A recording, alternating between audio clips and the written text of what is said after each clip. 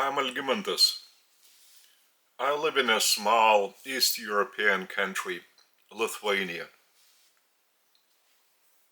I train spiritual teachers. This task has been conferred on my shoulders by Creator, the Paradise Trinity I am.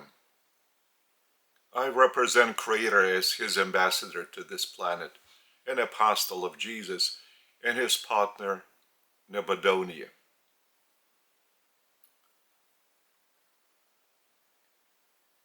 By saying we have now a 21st century life, I want to say we are not living in the 21st century. We are living like in the dark medieval times, or even in the savage times, because we have developed a very high material civilization, but it's not based on Creator's spiritual will. Savages had a very primitive idea of God, but their mind was primitive. Their civilization was primitive, savage. So it means that savages lived even a higher life than we do, even though we are submerging ourselves to vices. And we have heaps of different products all over the world. We are polluting the world with plastic pieces. And even nature is being exploited by this 21st century man. Exploited, not developed. Savage didn't behave like this. He did his best to live in harmony with nature.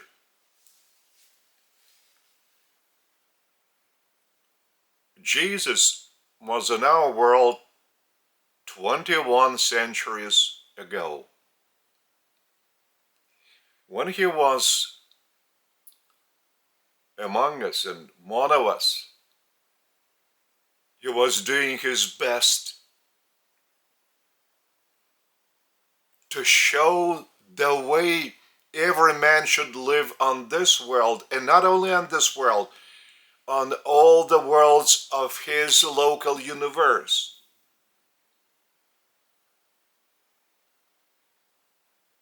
That was 21 centuries back. How much have we developed towards this end? Do we follow the teachings of Jesus? Do we follow the teachings of the New Testament that have, that has distorted the teachings of Jesus? But all the same, there are fragments of Jesus' teachings. But even those fragments are not implemented by us. When Jesus was on his personal ministry, and it is very minutely described in this epochal revelation, the Urantia book.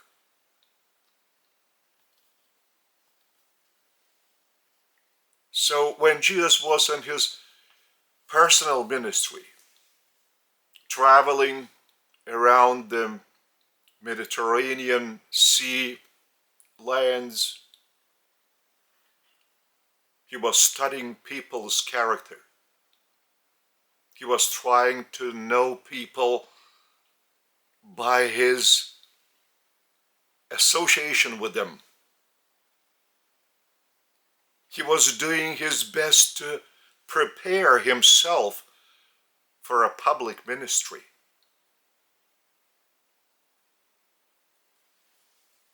When he was baptized by John the Baptist in the Jordan, his thought adjuster, and thought adjuster is Creator's fragment, Creator's spirit indwelling our mind, the mind of each of us. So his personal thought adjuster left his mind and left for paradise. And the next moment he arrived back, and Jesus and John the Baptist, as well as two brothers of Jesus, James and Jude,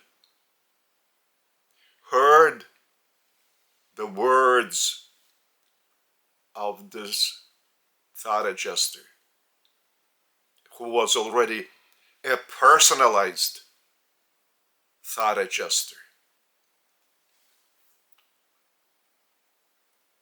I'm satisfied with this son of mine. That was the word of the Father passed to Jesus. And then Jesus was shown the vision of his status, spiritual status, before his mission on our planet.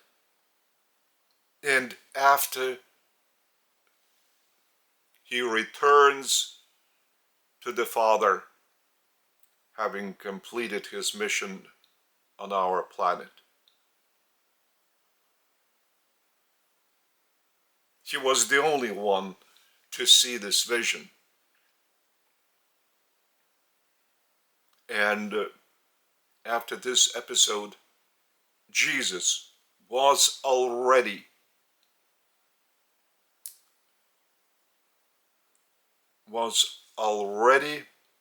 through with his mission on our world.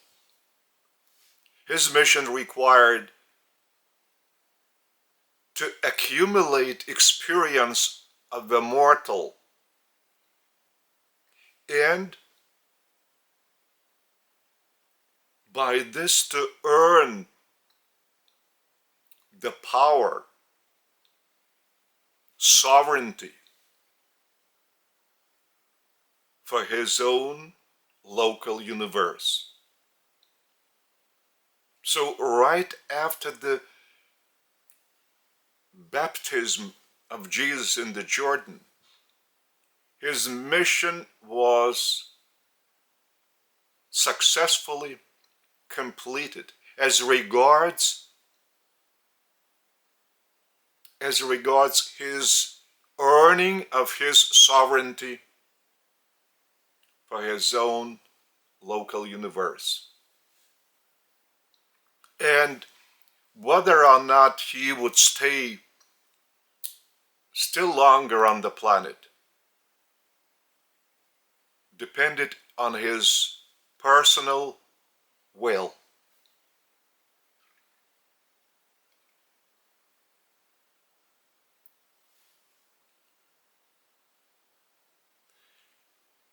It's necessary to point out that Jesus, when he was tempted by Satan on the Mount of Hermon, it was before his mission was thus completed. He was still, as a human being, tempted by by Satan, and to every offer on the part of Satan, Jesus was responding, "Let the Father's will be done." So by this, Jesus officially finished the uprising of Lucifer, Satan, and Caligastia against the Father in the local system of Satania that our planet belongs to. And Caligastia was our former planetary head, joined this rebellion. So Jesus, being just a human, using his human mind, did manage to withstand all the temptations offered by Satan. After the baptism, Jesus went to the Perea Hills, where he spent 40 days. He went there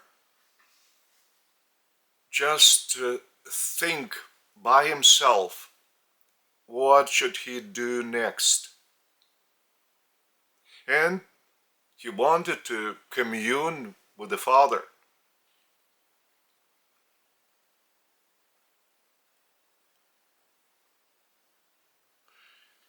His personal thought adjuster, well, actually, it's not personal. This is the adjuster that was working within Jesus' mind since his childhood until the moment of Jesus' baptism in the Jordan. When he left his mind, he was pre-personal thought adjuster. Pre-personal, not a personality. But once we came back from the Father, from paradise, he was already in a new status, in the status of a person, of a personality. Therefore, such thought adjusters are called personalized thought adjusters. And he was commanding all the thought adjusters indwelling human mind throughout the whole of the local universe that has been established by Creator Son Jesus of Nazareth and his partner, Creator Daughter Nebuchadnezzar. So the personalized adjuster was just representation of the Father, and Jesus was keeping contact through the remainder of his stay on Urantia for another 4 years after his baptism.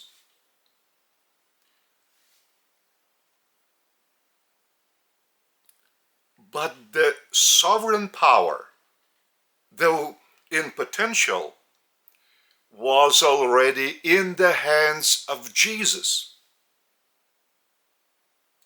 Why in potential?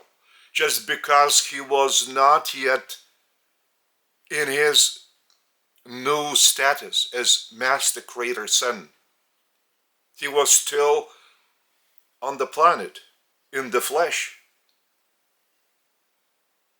because he decided to continue his stay on the planet just to reveal the Father to man and man to the Father. But it's already his own personal decision. Therefore, when he was walking to the hills, he was accompanied by John the Baptist, who stopped baptizing thousands of people waiting in the line to be baptized. He said that he would renew baptizing only next day. And he was trying to talk with Jesus, but Jesus was walking next to John the Baptist.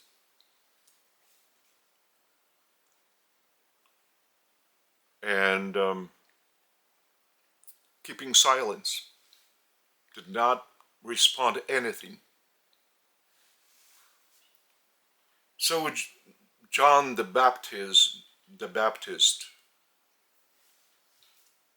simply stopped walking together with him, as he didn't receive any response from Jesus, and let him go alone to the mountains,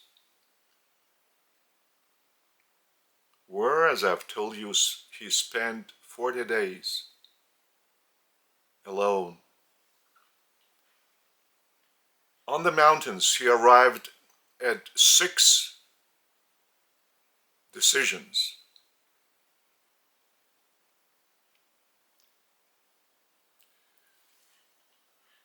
The first decision was not to use any supernatural powers,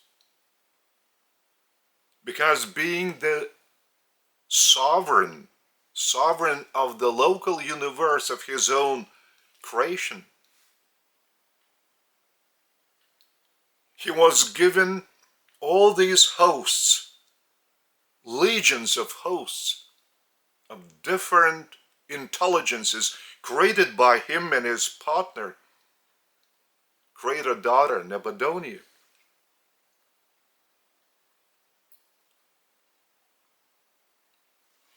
And he decided not to use any of them. By the way, a legion is almost 500,000 persons. So Jesus had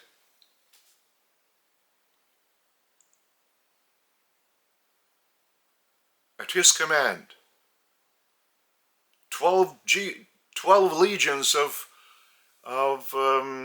seraphim and other adequate intelligences of his creation. Adequate number, proportionate number. So imagine a legion is 500,000 personalities, so 12 legions, 6 million only of seraphim. And there are other spiritual personalities, also legions. So he was commanding such an enormous supernatural and divine power of hosts. And he decided not to use any. And he gave this authority over the hosts of invisible to man's eye his personalized,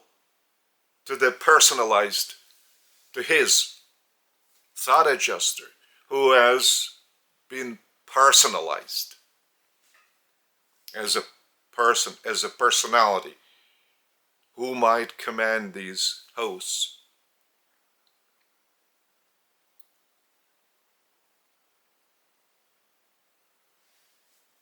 Jesus wanted to continue his mission on the planet as a man among men. He did not want any additional fame by using any supernatural power. But the personalized thought adjuster told him that I will do everything in my power that not a single personality out of this host might violate your decision. What concerns space, that is place. But what concerns time, I cannot impose such a limitation, because I am timeless. I'm just the eternity of the Father. Therefore, I cannot make any time limitation. So,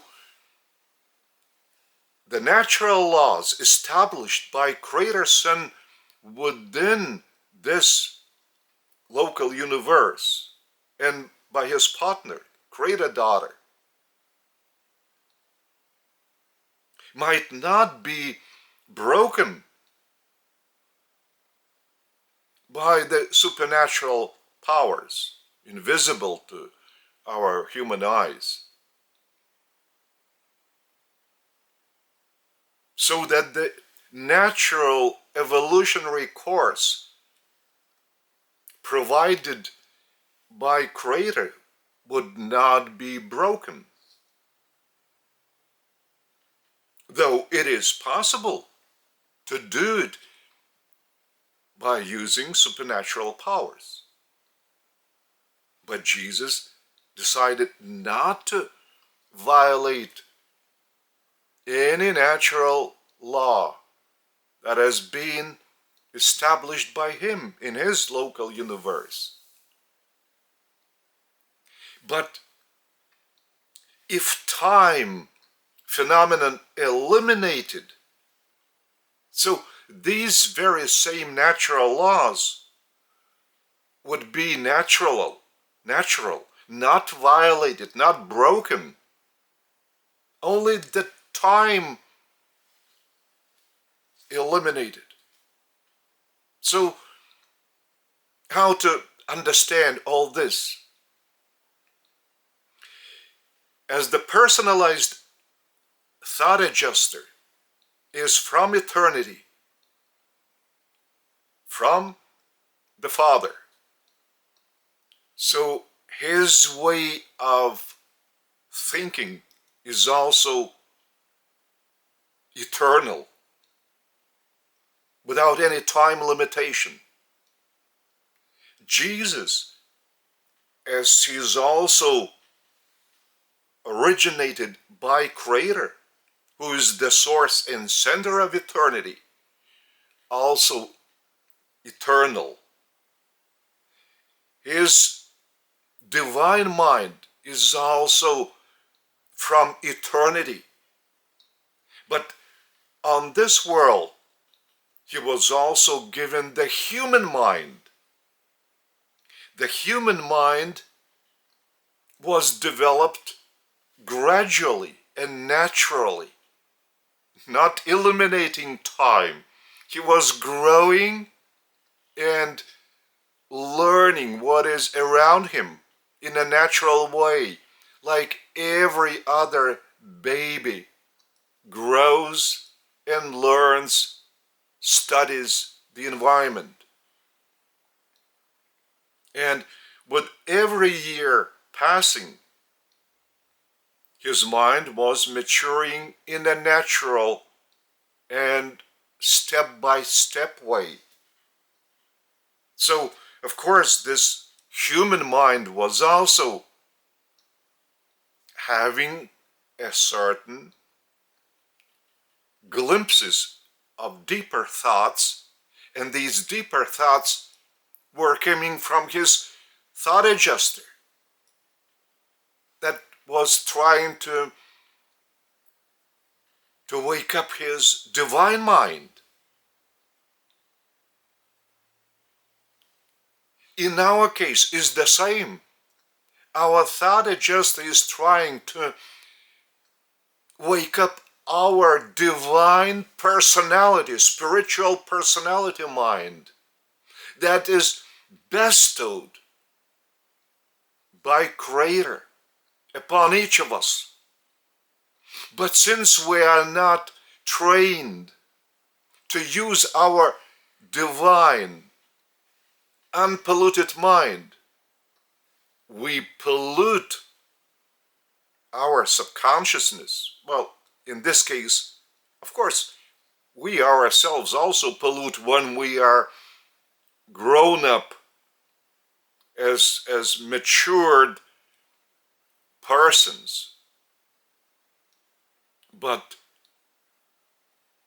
being just a baby, pollution comes from his or her parents when they are scared of everything, full of fears. And all these low frequency vibrations piercing that baby's mind. And they are blocking the higher frequency divine personality mind to operate.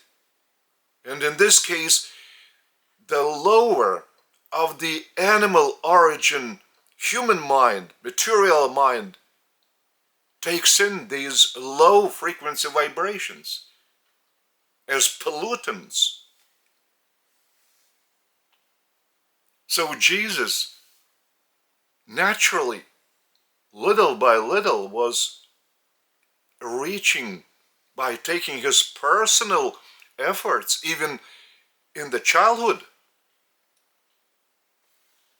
to wake up deeper thinking, higher morality that was even surpassing his parents' morality. So now, a grown-up person of 31 years of age is taking these decisions.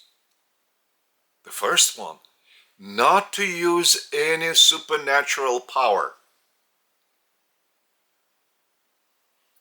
in order not to disrupt the operation of natural laws.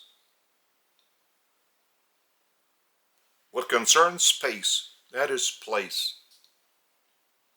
But what concerns time, since he has also come from eternity, from the Paradise Trinity, from paradise, and now has earned the sovereignty for his own personal rule in his own local universe. His mind is also of the creator type. Therefore, he has to be always time conscious. What does it mean? He has to consciously follow the sequence of time. wherever he walks, whatever he is doing, he should always be time conscious. Unless every idea he might entertain instantaneously turns into is. This idea is, not might be, not just a dream. No, it's already implemented in this environment that can be implemented without breaking any natural law, except the time elimination. But even in this case, what concerns the space, if there is the will of the Father that something should be done, it shall be done. Because Jesus submits himself to the Father's will. But if the Father decides that this should be done, this happens.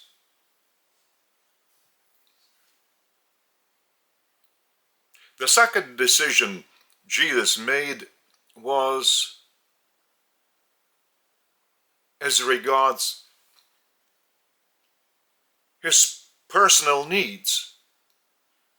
It was already the third day that he was staying on the hills, and he was communing with the Father, thinking, trying to balance between his divine and human mind.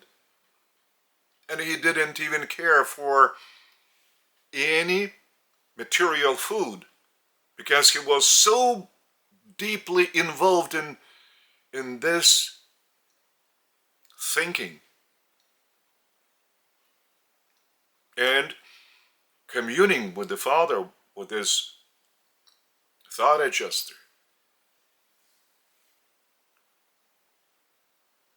He didn't feel hunger, but on the third day he realized he's desperate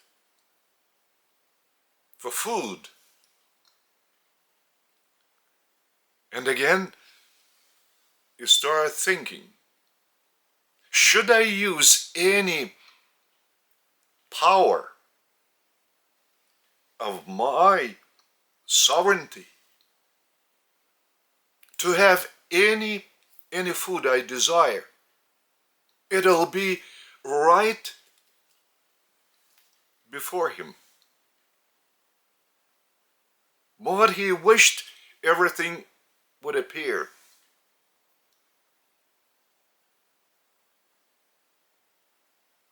But he wanted to live as a man among men. Therefore, he made a decision. He should also look for food like any ordinary man, without applying any supernatural power to nourish himself.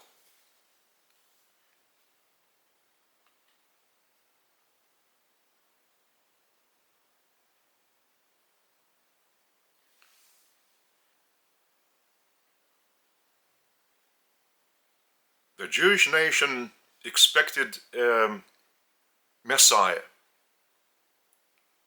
to take up the position of the King David. The throne of David is vacant.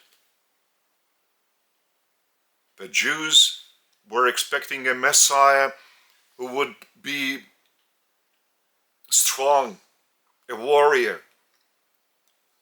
a deliverer from the Roman yoke, from the Roman oppression. So they desired a strong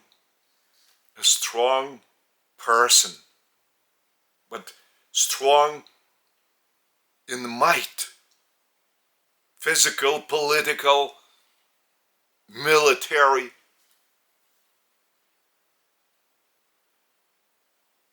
And Jesus realized he would never meet the expectations of Jews to be such a Messiah, as he was just trying to remain an ordinary man among ordinary men.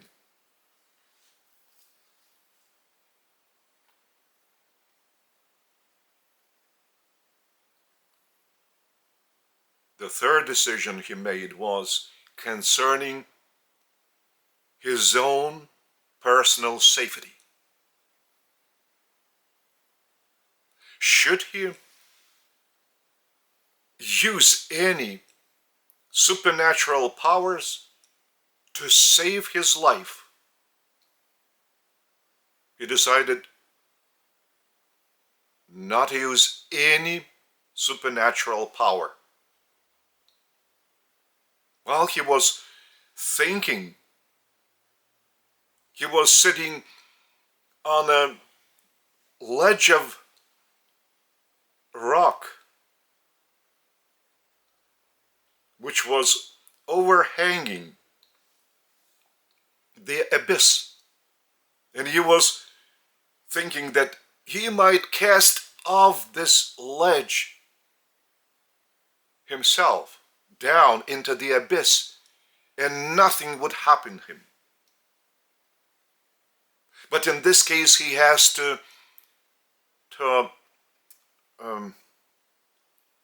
annul the previous two decisions, not to use the supernatural powers. And even in this case, what regards his personal safety in critical moments, he decided not to use any supernatural power. As regards himself, what concerns safety of others, it might be in a different way. So that's why he was jeered while on the cross. He saved others, but he cannot save himself, because he had made these decisions not to use any supernatural power. And he was even saying that if he asked the Father, he would give him 12 legions of angels to his assistance.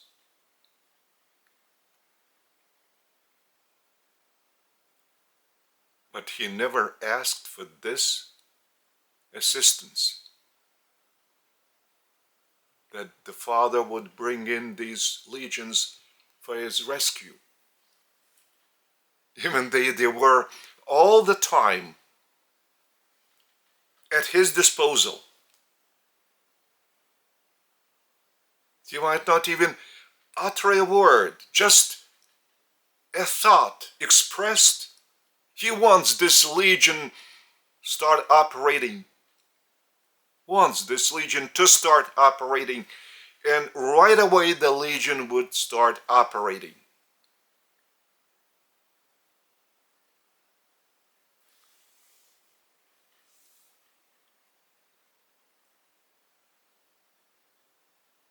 Again, Jesus decided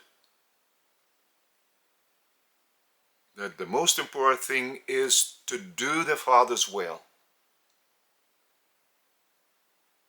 His safety in the hands of the Father, but not in his personal desire to preserve his physical life.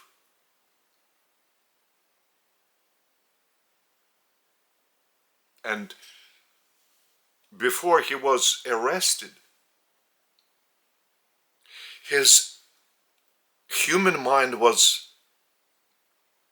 again trying to raise his voice within him.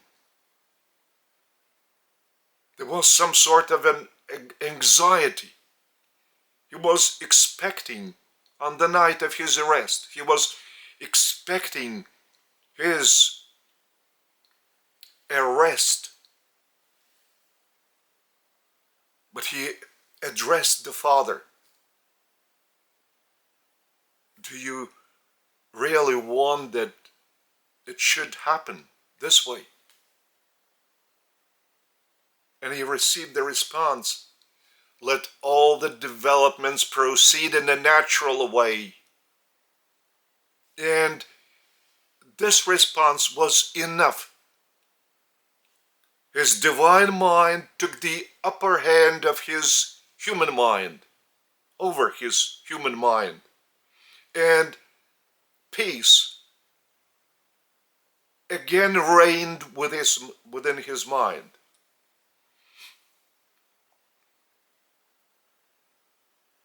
So Jesus never used any supernatural power that might be against the will of the Father. Unless the Father expressed his own will that the supernatural power should be employed, it happened. And Jesus was the only person to be so much upset when, at the request of his mother, Mary, during the wedding in Cana, when his mother was requesting that Jesus would make wine because the resources of wine were consumed, as the number of the guests during the wedding was many times more than the invited number of the guests, because all were expecting that Jesus would proclaim some news.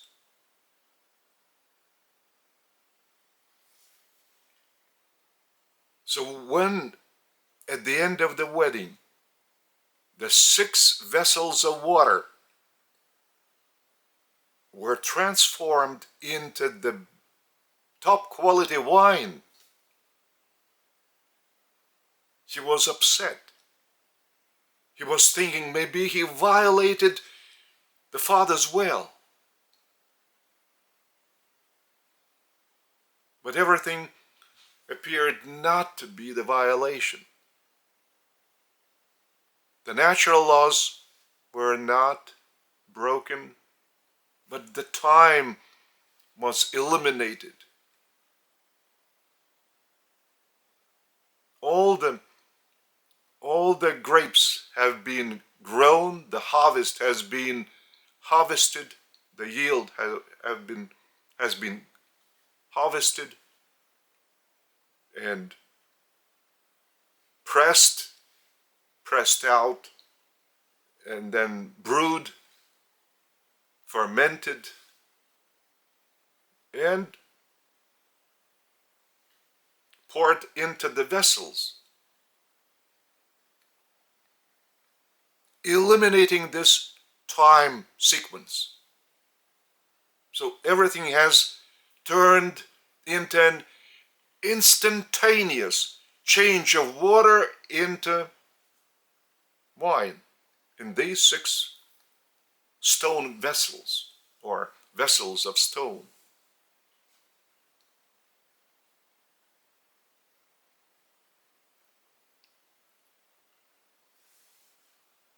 So now, the 5th decision concerned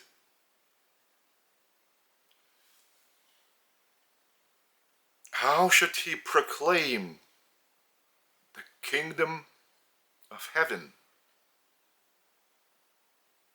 How he should attract the attention to the kingdom of heaven? He had plenty of ways to attract himself, to attract Jews to himself. But he decided not to do it. He didn't want to use all the hosts. He didn't want to do any miraculous act, because he realized that Jews, they are looking for the Messiah who would be like a miracle worker, wonder worker. But he fully well knows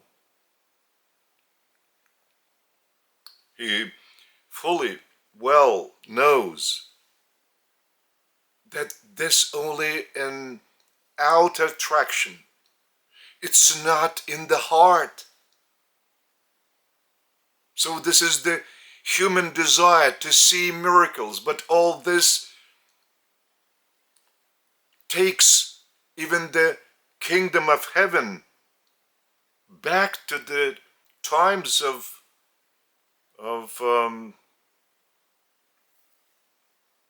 shamans,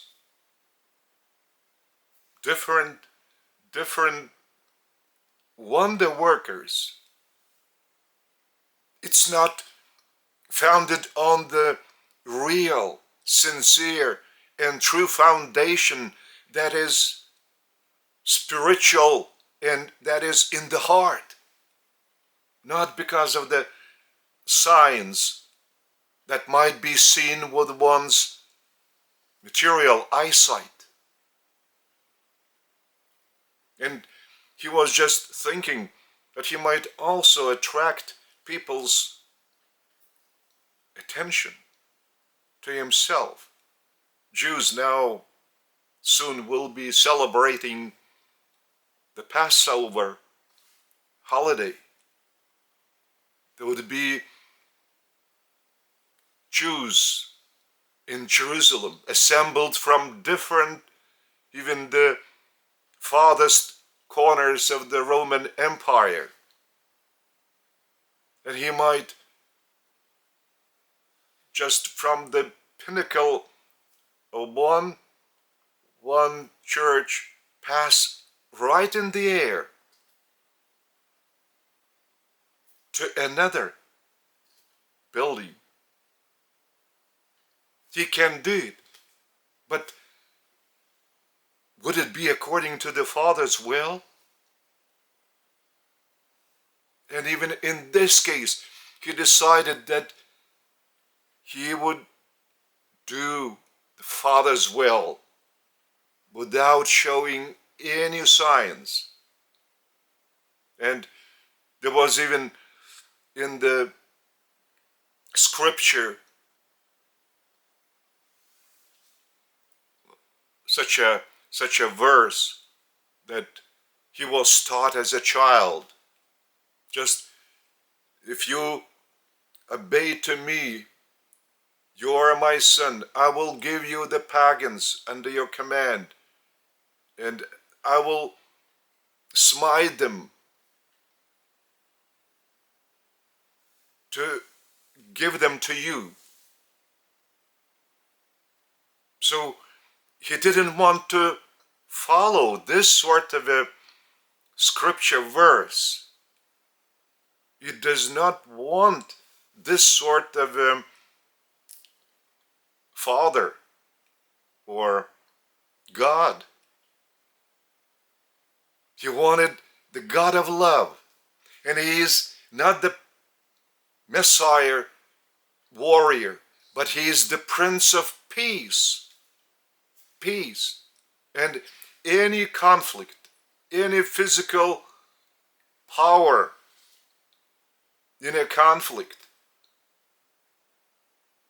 it was abnormal to Jesus and abhorring to his mind. He is the Prince of Peace. Peace, not war.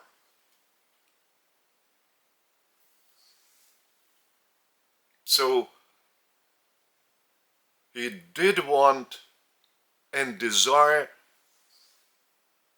to do the will of the Father and nobody else's. And he would not make any compromise on spiritual heavenly kingdom established in one's heart, not the material kingdom. And he knew that the Jews would not accept him. But he decided to continue his stay on the planet, to reveal man to the Father and the Father to man. He was not trying by any supernatural power to elevate himself, to feel some self-gratification. He wanted to elevate the Father. He wanted to do his will. And not only this, but also to show the way people should live. His life is the way everyone should live, by doing the Father's will. And happiness would be the consequence. Brotherhood would be the consequence. Peace would be the consequence, without any political powers competing among themselves or waging wars among themselves, among states. That's not the way Jesus wanted you to follow. Follow Jesus' way, which is the Father's way. For Jesus and for you, each of you. And they follow this living way, this living path. And the last decision, that's decision number 6, Jesus made while already on the last day of his stay in the Parian Hills. And he told his thought adjuster, and whatever case might arise, be certain I will follow the will of the Father.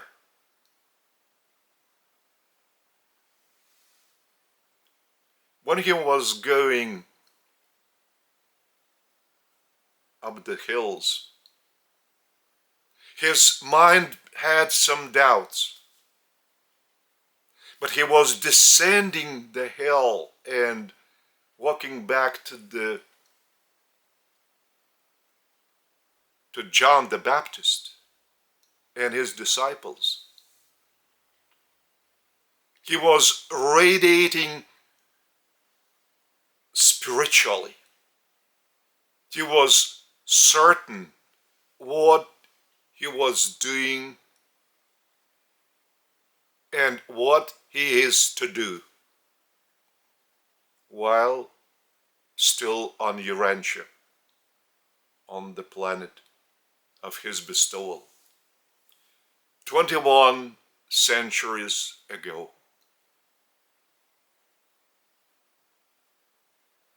This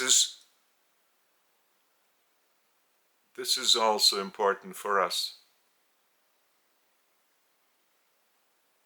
It's not in vain, and it's not a toy game or computer game that is illusionary. It's life. It's reality. Jesus was showing reality, and the real way to live within this reality, which is Creator's reality. Therefore, I do my best to enlighten your mind, that your personality, divine mind, would wake up,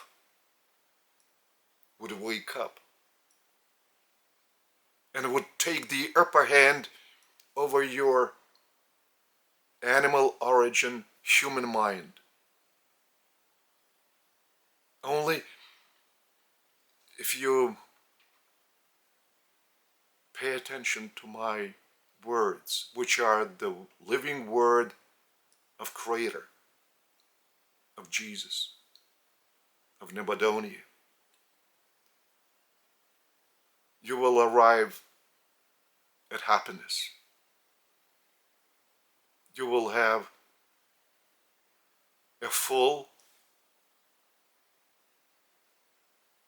life on this planet, full of meaning, full of the essence of Creator within you, and your operation without, in brotherhood rather than in competition, in cooperation, and for the well-being of all. Take heed of my words. I know what I say.